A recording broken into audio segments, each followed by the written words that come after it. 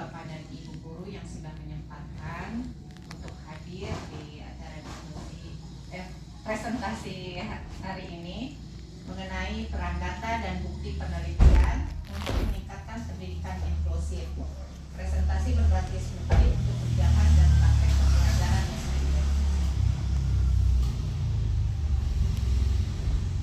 Nah, mengapa data penting dalam pendidikan inklusif? Karena data dapat membantu memahami kebutuhan setiap peserta didik. Setiap peserta didik mempunyai kebutuhan yang berbeda-beda. Maka dari itu kita sebagai guru harus mampu membedakan mana kebutuhan murid yang lebih membutuhkan perhatian dari kita sebagai guru. Kemudian mengidentifikasi hambatan akses, partisipasi, dan hasil belajar. Nah, dalam pendidikan inklusif ini penting sekali bagi peserta didik yang membutuhkan kebutuhan pembelajaran secara khusus untuk difasilitasi hambatan belajarnya oleh guru. Dan partisipasi kita sebagai guru juga harus andil dalam pembelajaran.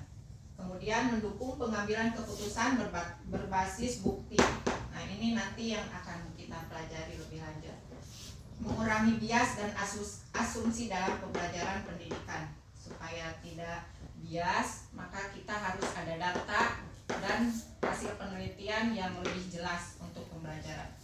Memastikan kebijakan inklusif berjalan efektif, dan hari ini sudah pasti supaya pembelajaran akan lebih efektif. Untuk jenis data yang dibutuhkan seperti ada data kuantitatif, data kualitatif, observasi kelas, data layanan, dan data konteks. Nah, kita akan bahas satu-satu mengenai data kuantitatif, yaitu dihasilkan dari nilai akademik, kehadiran, asesmen diagnostik, wawancara juga termasuk ke dalam kualitatif. Kalau wawancara ya, data kualitatif wawancara guru seperti itu, atau wawancara dengan orang tua murid dan peserta didik.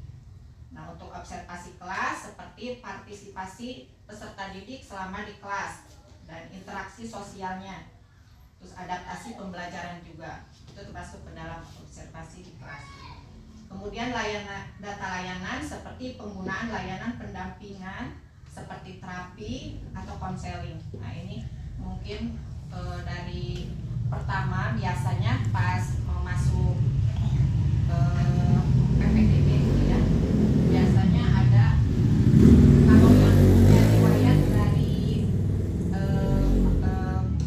tenaga medis seperti psikolog gitu, itu bisa disertakan pas di PPDB supaya memudahkan kita untuk pendampingan peserta didik.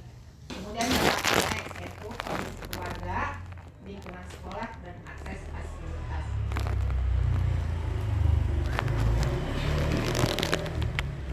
Untuk peran bukti penelitian, diantaranya memberikan gambaran strategi yang sudah terbukti efektif. Nah, di penelitian ini nanti ada penelitian yang bersifat abu-abu dan penelitian yang bersifat jelas seperti itu ya. Jelas maksudnya baik jelas secara penulisnya ataupun bukti-buktinya. Kemudian menjadi dasar pembuatan program intervensi inklusif. Nah, ini nanti dari penelitian ini akan menjadikan dasar pembuatan program intervensi inklusif. Nah, nanti akan diteruskan ke strategi pembelajaran seperti itu. Membantu evaluasi efektivitas kebijakan sekolah. Nah, dengan menggunakan penelitian diharapkan nanti efektivitas kebijakan sekolah juga dapat lebih lancar seperti itu. Kemudian menyediakan rekomendasi untuk kolaborasi guru, orang tua, dan ahli. Nah, ini penting juga dalam penelitian untuk menyediakan rekomendasi untuk kolaborasi guru, terutama kolaborasi guru ya, karena kita bekerja tidak sendiri tapi tim kayak gitu ya. satu tim. Jadi diharapkan ada kolaborasi guru ketika satu guru mendapatkan permasalahan di kelasnya tentang muridnya, bisa dikomunikasikan. Apalagi misalkan di sekolahnya sudah sekolah inklusif seperti itu, jadi itu akan lebih memudahkan guru berkomunikasi dengan guru lain. Kemudian orang tua juga ini ya penting, karena kita akan tahu keadaan murid itu dari keluarganya. Ini sangat penting kita gali informasi dari orang tua untuk memudahkan kita mendampingi peserta didik dalam kebutuhan belajarnya. Dan para ahli, kalau memang ada ahli bisa juga dilibatkan. Kemudian menyesuaikan praktek pendidikan dengan standar global inklusif. Nah ini mungkin kalau sudah sekolah yang inklusif nanti bisa menyesuaikan dengan secara mendunia seperti itu ya. Bisa menerapkan penelitian dari luar, dan itu memang sekolah inklusif itu kebanyakan mengadopsi dari luar seperti itu.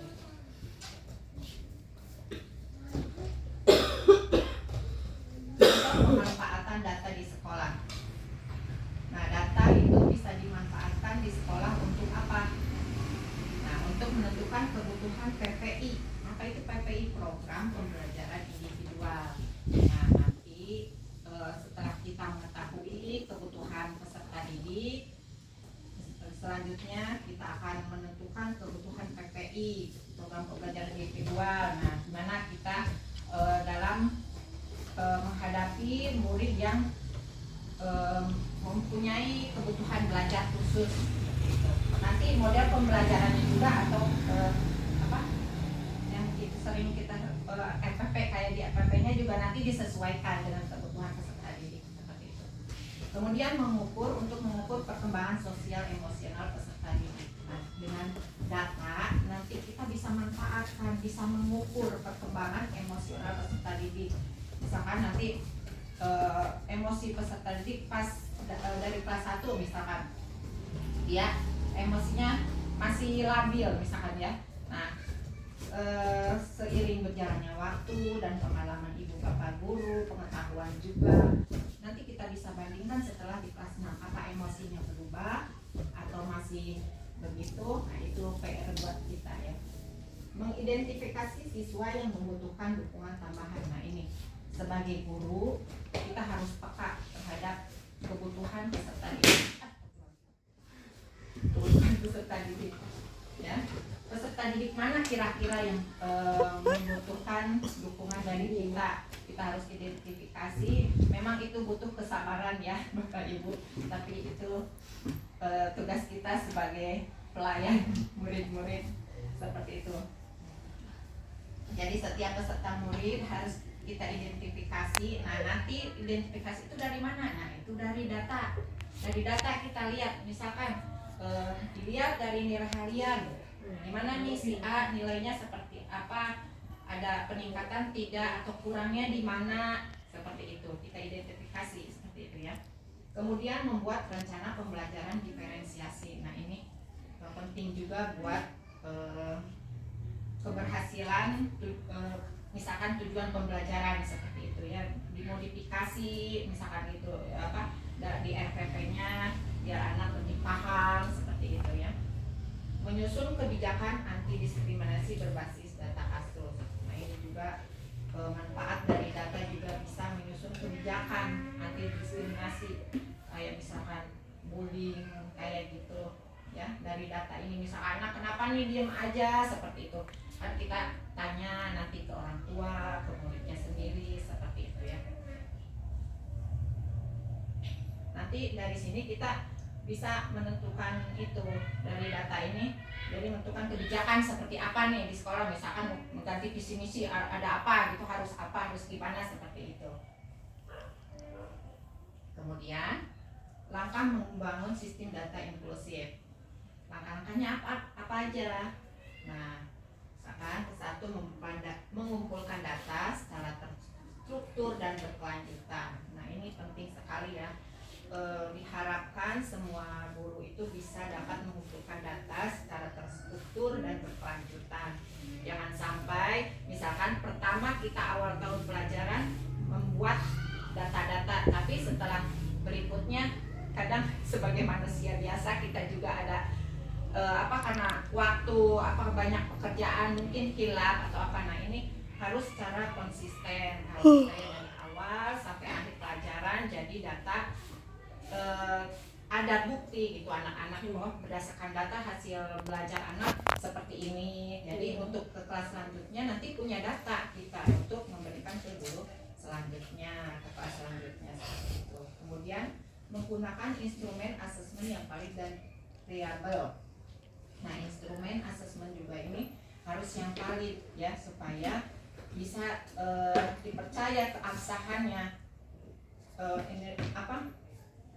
Jangan asal-asalan seperti itu lah. Nanti kalau kita asal-asalan ya hasilnya juga pasti asal-asalan. Tapi kalau udah kredibel, misalkan ya instrumen asesmennya nanti memudahkan kita juga dalam melihat data peserta didik kita. Kemudian mengolah data menjadi informasi yang mudah dipahami. Nah dari data kemudian kita olah. Kemudian biasanya kan di rapot itu ada deskripsinya ya seperti itu. Nah itu seperti itu nanti informasi yang disajikan ke orang tua jadi lebih mudah seperti itu. Oh ternyata anak saya misalkan di nilai matematikanya masih kurang karena apa? Karena misalkan dia belum memahami angka 1 sampai 10, belum memahami pengurangan atau penambahan dan nanti itu biasanya di deskripsinya itu ada ya kalau di raport kurikulum 13 sekarang ya. Kemudian membuat laporan dan rekomendasi tindak lanjut. Nah ini juga penting ya dalam membangun sistem data inklusif itu, membuat laporan dan rekomendasi tindak lanjut. Nah setelah kita melakukan wawancara misalkan sama orang tua, nah tindak lanjut apa yang harus kita teruskan ya, sehingga kita mengetahui nih kebutuhan belajar anak itu seperti apa dan harus bagaimana. Kemudian melibatkan semua pihak. Nah ini tadi dalam mengolah data ini kita harus berkolaborasi ya antara guru, kepala sekolah, orang tua dan ahli kalau memang diperlukan ya. Kalau ahli ini biasanya kan untuk daerah kita itu masih jarang ya seperti itu, makanya kenapa pemerintah mengadakan UDL ini ke pelatihan seperti saya ini, mohon maaf itu untuk memudahkan setiap sekolah itu berkomunikasi atau studi banding seperti itu, seperti ke guru-guru yang memang udah berpotensi seperti itu ya. Nah untuk guru, kepala sekolah, orang tua, nah ini penting ini kolaborasi ini ya untuk mendapatkan pelayanan ke peserta didik. Kebutuhan belajar apa yang mereka butuhkan sebenarnya, ada kendala apa di belajar anak-anak seperti itu. Kemudian indikator keberhasilan pendidikan inklusif. Apa saja indikatornya? Yaitu akses. Akses itu apa aja? Semua anak bisa masuk dan belajar di sekolah tanpa membedakan anak itu kekurangan secara akademik ataupun fisik. Jadi hak belajar itu hak semua murid, semua anak ya, tidak membeda-bedakan. Kenapa? Makanya diadakan sekolah inklusif seperti itu. Jadi semua anak itu diharapkan dapat bersekolah. Mereka berhak mendapatkan ilmu dan belajar ya. Kemudian partisipasi, anak terlibat aktif dalam proses pembelajaran. Nah ini harapan dari pendidikan inklusif ini ya, semua anak dapat belajar, dapat mengikuti proses pembelajaran seperti murid-murid yang lain ya, karena berhak dia juga mendapatkan ilmu, mendapatkan pelajaran. Jadi semuanya aktif, tidak ada yang diam, tidak ada yang asik sendiri seperti itu. Diharapkan semuanya aktif belajar. Kemudian pencapaian, apa yang akan dicapai? Yaitu perkembangan akademik dan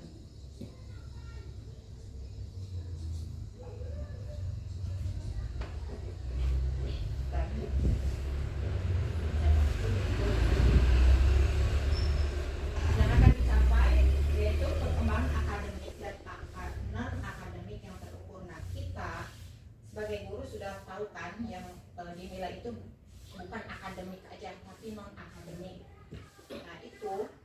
penilaiannya nanti akan terukur kalau ada data, ya.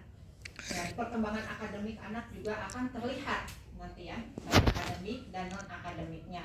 Dari mulai misalkan tadi belum mampu atau masih dalam tahap ini, nanti meningkat, dari kelas berikutnya meningkat lagi seperti itu ya. Jadi terukur ya.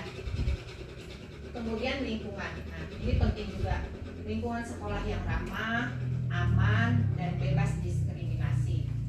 Gimana di sekolahnya apakah sudah ramah, apakah sudah aman, apakah bebas diskriminasi? Nah ini juga harus diperhatikan untuk mencapai ke pendidikan inklusif. Kemudian lingkungan, tersedia layanan guru pendamping dan fasilitas adaptif. Nah ini tujuan pemerintah mengadakan pendidikan inklusif ini seperti itu ya. Jadi tersedia layanan guru pendamping, karena selama ini di Indonesia masih kurang yang guru pendamping yang untuk inklusif itu. Makanya pemerintah mengadakan program pendidikan inklusif seperti ini. Jadi pemerintah berharap nanti setiap sekolah itu justru ada guru-guru pendamping khusus inklusif. Jadi nanti tiap guru itu bisa berkolaborasi gimana apa cara menghadapi, apalagi misalkan di sekolahnya ada yang disabilitas seperti itu ya.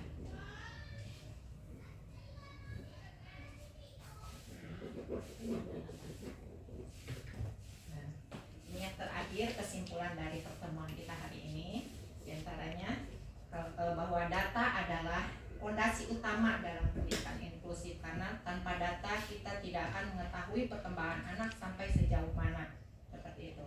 Kemudian tim penelitian akan membantu memilih strategi pembelajaran yang terbaik. Nah setelah kita mempunyai data, kita akan tahu strategi apa nih kira-kira yang dapat kita gunakan untuk pembelajaran di kelas, seperti itu. Nah kita dapat menggunakan, di sini kita dapat menggunakan penelitian. Ada penelitian yang abu-abu, ada penelitian yang benar-benar sudah teruji seperti itu ya.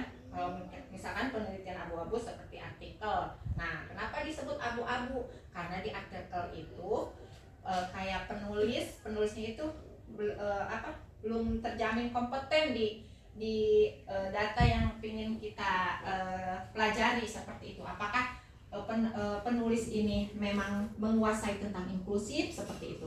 Karena biasanya penulis ini dia menulis berbagai macam masalah, seperti itu ya. Nah sedangkan kalau yang jurnal udah benar-benar teruji seperti itu, dia udah melakukan penelitian seperti itu, jadi memang teruji. Nah tapi kedua-duanya juga kita bisa gunakan seperti itu, gimana kebutuhan kita aja, gimana kebutuhan kita. Cuman yang lebih ini pasti penelitian yang udah kompeten, udah memang dijamin ininya, hasil penelitiannya itu memang ada literaturnya, seperti itu. Dengan sistem data yang baik, sekolah dapat membuat keputusan yang adil. Nah ini makanya kita perlu data. Kenapa kita perlu data itu? Supaya pembelajaran di kelas itu kita bersifat adil, tidak membeda-bedakan kepada peserta didik. Ini mah misalkan suka lama nanti mendidik peserta didik ini mah karena orangnya seperti ini. Nah tidak seperti itu ya. Setelah kita mengetahui punya data setiap peserta didik, kita bisa menentukan nih pada peserta didik ini si A misalkan harus gimana, strategi apa yang kita gunakan. Pada peserta didik yang satu lagi si B misalkan strategi ini buat memahami pembelajaran, dia kayaknya pakai strategi ini, kayak gitu. Nah untuk pendidikan inklusif yang berhasil, dia pasti akan terukur, kolaboratif, dan berkelanjutan. Nah ini di sini ya, jadi terukur hasil datanya sudah bisa dipastikan benar-benar teruji, seperti itu ya. Kemudian kolaboratif juga, ini baik sama orang tua, guru, ini penting penting buat kelangsungan pembelajaran di kelas dan berkelanjutan. Jadi tidak hanya udah dilaksanakan sekali udah aja seperti itu, tidak ada, itu harus konsisten intinya ya, seperti itu. Gimana Bapak Ibu guru, sebelum saya tutup apa ada yang mau bertanya? Cukup jelas.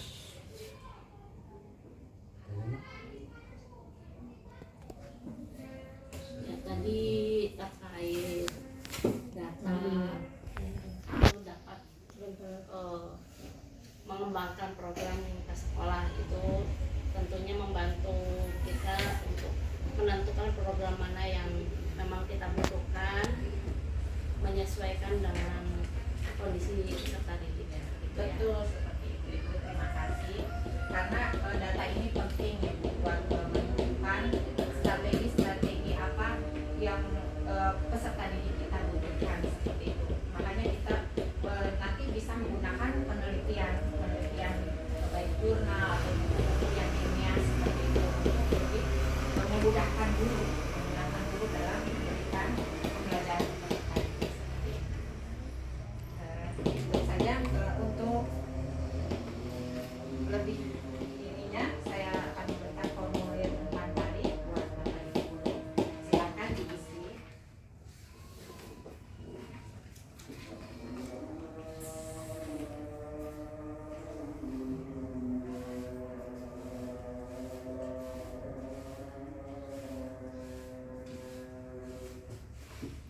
Terima kasih. Nah, ini saya di